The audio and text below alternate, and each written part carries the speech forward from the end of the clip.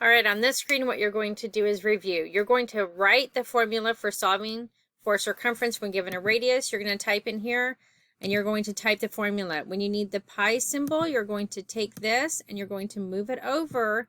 And so give yourself enough space to have what you need to have on the left side of the pi, what you need to have on the right side of pi. Here's a pi symbol for when you're writing the formula solving for the circumference when you're given a diameter. You're going to move that over here. Make sure you give yourself enough space to write on the right side or the left side of this pi symbol and on the right side.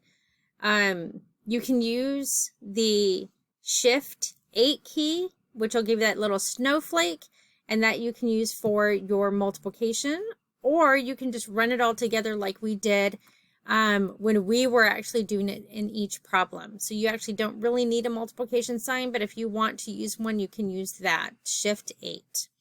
Once you have completed this review, then you can go on to the next slide.